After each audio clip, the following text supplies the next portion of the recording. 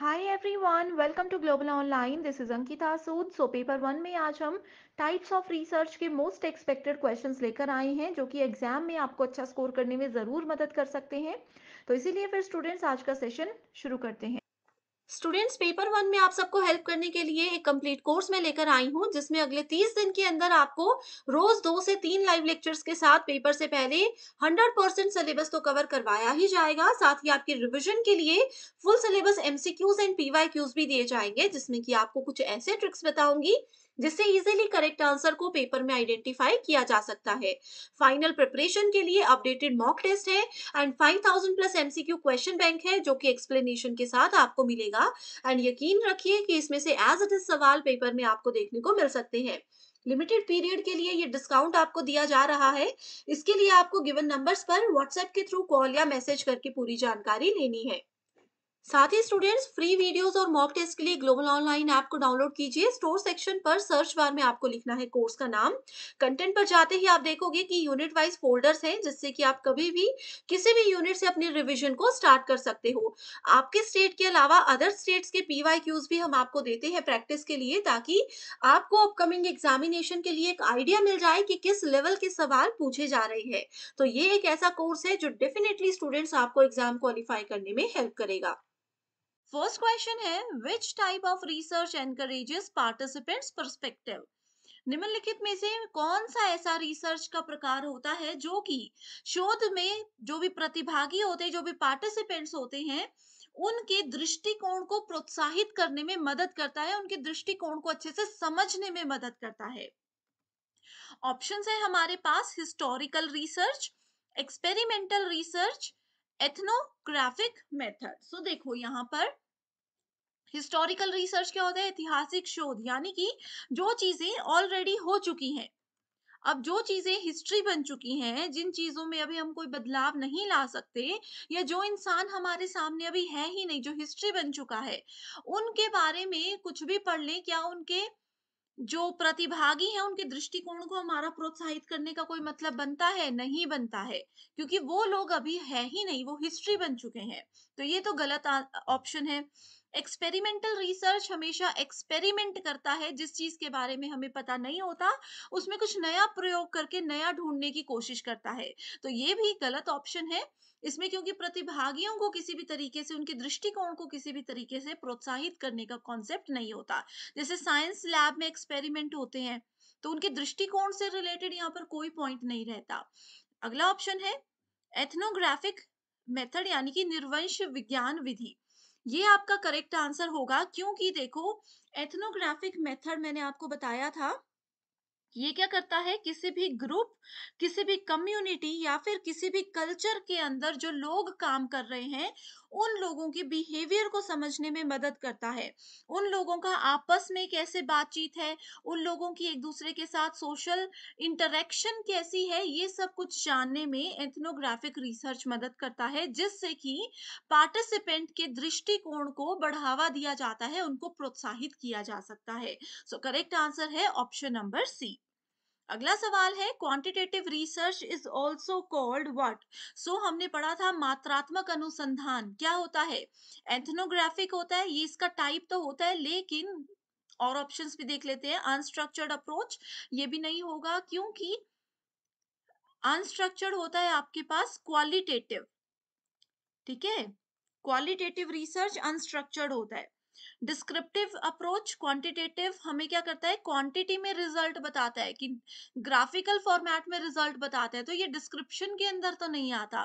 And last option है structured approach, यानी कि संरचित दृष्टिकोण। तो एक चीज को हमेशा ध्यान रखिए, जो क्वांटिटेटिव होता है, ठीक है, क्वांटिटेटिव रिसर्च का एक एग्जांपल मैंने आपको बताया था, हम सर्वे करवाते हैं, हम पोल्स करवाते हैं, हम क्वेश्चनियर्स करवाते हैं।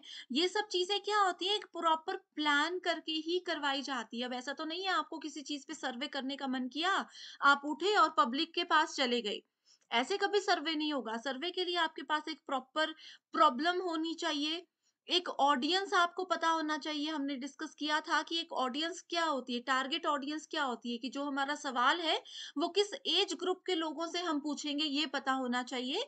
तो इसीलिए क्वांटिटेटिव रिसर्च अगर आपको पता है कि सर्वे, पोल्स और क्वेश्चनेयर होता है, तो आप अच्छे से आंसर दे पाओगे कि ये हमेशा एक स्ट्रक्चर्ड अप्रोच होता है, एक प्रॉपर प्लानिंग के साथ इसको किया जाता है। सो करेक्ट आंसर है यहाँ पर ऑप्शन नंबर डी। अगला सवाल है, the research conducted after the careful inquiry is known as.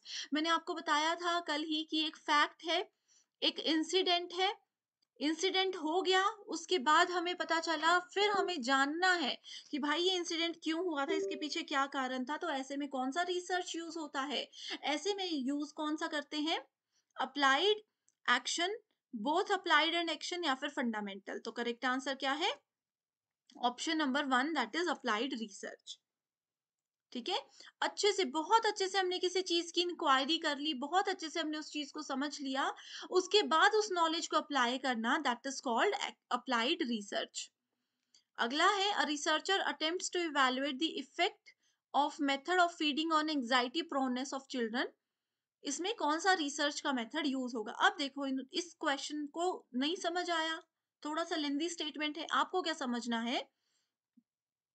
इन्होंने बोला है कि एंजाइटी प्रोननेस वाले जो बच्चे होते हैं, ठीक है, चिंता प्रवणता टाइप के जो बच्चे होते हैं, उनको कुछ अच्छे से खाना पीना खिलाया, उनको खुश रखा, अच्छे से 1 मंथ मान लीजिए ये चीज ट्रीटमेंट उनको करवाया गया, उसके बाद उसका क्या इफेक्ट पड़ा उन बच्चों पे, क्या वो सही हुए या नहीं हुए, इसको जानने के लिए कौन सा रिसर्च इस्तेमाल किया जाएगा, ये पूछा है।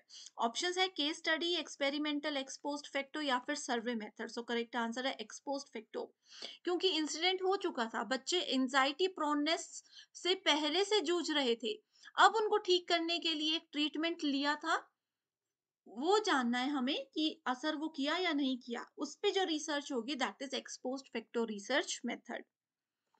Which of the following research methodologies is most closely associated with the positivist philosophical framework? ठीक है, इसमें कहा है कौन सी शोध पद्धति प्रत्यक्षवादी दार्शनिक ढांचे से सबसे अधिक निकटता से जुड़ी हुई है। सबसे अधिक निकटता से जुड़ी हुई होती है एक्सपेरिमेंटल रिसर्च, यानी कि प्रायोगिक अनुसंधान। अगला सवाल बहुत ही ज्यादा इंपॉर्टेंट है, बहुत बार एग्जाम में आया है, टाइप्स ऑफ रिसर्च और उसके इंपॉर्टेंट स्टेटमेंट्स। देखो, अप्लाइड, बेसिक, क्वांटिटेटिव, क्वालिटेटिव, बहुत बार हमने डिस्कस की हैं चीजें, तो देखते हैं। सबसे पहला है बेसिक, इसी से आपको मिल जाएगा। एक्सप्लोरेशन, डिस्क्रिप्शन, किसी कॉन्सेप्ट को एक्सप्लोर करना, उसको डिस्क्राइब करना। ऑब्जेक्टिव असेसमेंट क्या है, उस पर फोकस रखना। अपने सिर्फ नॉलेज को बढ़ाना। टू फाइंड प्रैक्टिकल सॉल्यूशन, रोज की, जो रोजमर्रा की जो छोटी मोटी प्रॉब्लम्स होती हैं, उसके प्रैक्टिकल सॉल्यूशन को ढूंढना। ठीक है, सो यहाँ पर देखो, अच्छे से पढ़ो, आप लोगों को आसानी से इसका क्वेश्चन का आंसर मिल जाएगा। क्या होगा इसमें? देखो, बेसिक रिसर्च से हम लोग देखते हैं। बेसिक रिसर्च ये बताता है नॉलेज को कंट्रीब्यूट, नॉलेज में कंट्रीब्यूशन करना, यानी कि नॉलेज को बढ़ाना। ठीक है, ये आ गया बी का थर्ड ऑप्शन। बी के थर्ड ऑप्शन से आपको यहाँ पर करेक्ट आंसर मिल जाएगा, ऑप्शन नंबर 2। ठीक है, जिसमें कि अप्लाइड रिसर्च हमें बोलता है कि प्रैक्टिकल सॉल्यूशन होता है, जो प्रॉब्लम रोज में छोटी मोटी प्रॉब्लम्स आती रहती हैं, उन सभी प्रॉब्लम्स को कैसे हम सॉल्यूशन दे सकते हैं उसका। क्वांटिटेटिव हमें बोलता है ऑब्जेक्टिव असेसमेंट के ऊपर काम करना है, एंड क्वालिटेटिव रिसर्च बोलता है कि कैसे हम एक्सप्लोर कर सकते हैं और डिस्क्राइब कर सकते हैं। मैंने आपको बताया था, एक्सप्लोरेटरी रिसर्च और डिस्क्रिप्टिव रिसर्च आपका क्वालिटेटिव के अंदर आता है, तो वो अगर आपको याद होता तो यहाँ से आपको आंसर्स इजीली मिल जाने थे। अगला क्वेश्चन है, in which of the following research paradigms the focus of concern is on interpreting reality in terms of participants perspective. ठीक है, हमें क्या करना है, इसमें बोला है कि एक पार्टिसिपेंट, जो शोध के प्रतिभागी हैं, उनके संदर्भ में हमें इंटरप्रेट करना है रियलिटी को। ठीक है, वास्तविकता को हमें यहाँ पर क्या करना है, उसकी व्याख्या करनी है। तो इसमें कौन सा रिसर्च इस्तेमाल किया जाएगा? शोध का कौन-सा प्रतिमान इसमें इस्तेमाल किया जाएगा? Experimental, x post facto, ethnographic या फिर सर्वे? सो करेक्ट आंसर होगा एथनोग्राफिक। मैंने आप लोगों को फर्स्ट क्वेश्चन में ही बता दिया था। ठीक है, जो रियलिटी होती है जहां पर भी पार्टिसिपेंट यानी कि जो भी रिसर्चर हैं या पार्टिसिपेंट्स हैं या उम्मीदवार हैं, उन लोगों के पर्सपेक्टिव पे, उन लोगों को ध्यान में रखते हुए बात की जाएगी, वो हमेशा निर्वंश विज्ञान अनुसंधान ही होगा। उसका एक एग्जाम्पल जो बताया था याद होगा आप लोगों को कि एक ऑफिस में मान लो 30 लोग हैं, वो 30 लोग आपस में कैसे बातचीत कर रहे हैं, क्या उनका पॉइंट ऑफ व्यू है किसी भी चीज को लेकर के, ये सब चीजों का अगर हम डिस्कशन कर रहे होंगे तो वो एथनोग्राफिक में आएगा, यानी कि पार्टिसिपेंट के पॉइंट्स को हम ध्यान में रखेंगे। A researcher conducted a study to have initial idea of scope and magnitude of the problem under study and to test the feasibility of more extensive research. ऐसे रिसर्च को हम क्या कहेंगे? ऐसे रिसर्च को क्या कहेंगे? देखो,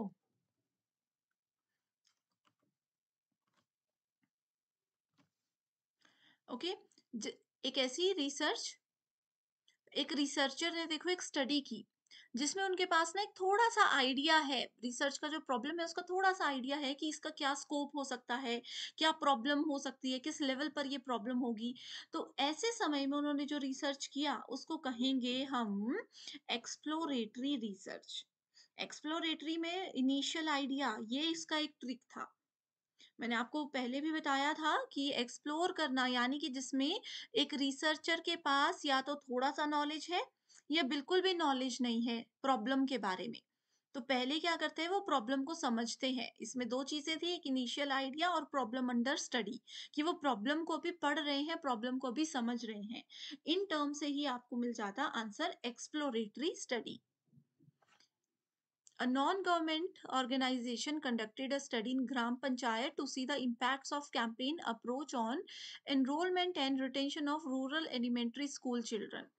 एक ऑर्गेनाइजेशन ने ग्राम पंचायत में एक स्टडी की थी, उन्होंने एक कैंपेन रखा था, ठीक है, कि कैसे एलिमेंट्री स्कूल के बच्चे एनरोल होते हैं रूरल एरियाज के, और ये सब चीजों पर कुछ सर्वे हुआ था। तो उन्होंने अब देखा कि उसमें इन्होंने बताना है कि ये कौन सा एग्जाम्पल है, कौन से रिसर्च का एग्जाम्पल है। Descriptive, field, x post facto, historical research. बहुत आसान है, तुक्का भी लगाते तो आपको पता लग जाता कि ये फील्ड एक्सपेरिमेंट है। यानी कि अब देखो ग्राम पंचायत में या फिर कोई महिला मंडल ग्रुप्स होते हैं, इन सबको इकट्ठा करके कोई नई चीज अगर सरकार सिखाती है या फिर इन सब इस तरीके के एग्जाम्पल्स अगर आपको क्वेश्चन में दिखते हैं तो वो फील्ड एक्सपेरिमेंट ही होते हैं, फील्ड स्टडी ही होती है।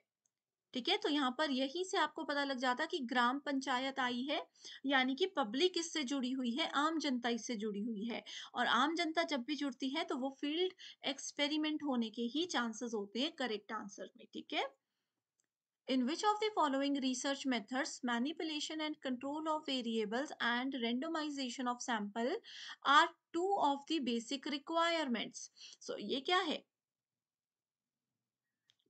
कौन से रिसर्च में ऐसा होता है कि जो भी वेरिएबल्स हैं उनका मैनिपुलेशन और कंट्रोल किया जाता है एंड सैंपल को रेंडमाइजेशन उनका किया जाता है, नमूनों का यादृच्छिकरण किया जाता है। तो ये होता है आपके पास एक्सपेरिमेंटल रिसर्च, कि जो भी आपके पास चीजें, जब भी देखो, इसका भी एक ट्रिक था क्वेश्चन का यही, कि जब भी वेरिएबल्स को कंट्रोल किया जाता है, अब इसको आप ऐसे याद रखो, साइंस लैब में एक्सपेरिमेंट्स होते हैं और साइंस में जो भी केमिकल्स हैं उन केमिकल्स पर आपको कंट्रोल रखना होता है कि अगर केमिकल की एक ड्रॉप भी ज्यादा मिक्स हो जाए दूसरे से तो वो गड़बड़ हो सकती है, ब्लास्ट हो सकता है, कुछ भी हो सकता है। तो जब भी वेरिएबल्स को कंट्रोल करने और मैनिपुलेट करने की बात आती है, ये टर्म्स आपको साथ में नजर आती है, तो क्वेश्चन बिल्कुल मत समझिए, डायरेक्ट आंसर पर जाइए कि एक्सपेरिमेंटल रिसर्च ही आपका सही आंसर होगा। ठीक है, सो ये थे आज के मोस्ट इम्पॉर्टेंट क्वेश्चंस जो कि ज़रूर अपकमिंग एग्जाम में आएंगे ही। तो आप सभी स्टूडेंट्स को अगर अभी भी कोई सवाल है तो मुझे कमेंट करके पूछ सकते हो, एंड इसी तरीके के सेशंस अगर चाहते हो कि हम कंटिन्यू करें तो भी आप हमें ज़रूर बताइए। So thank you so much everyone and I wish you all the very best.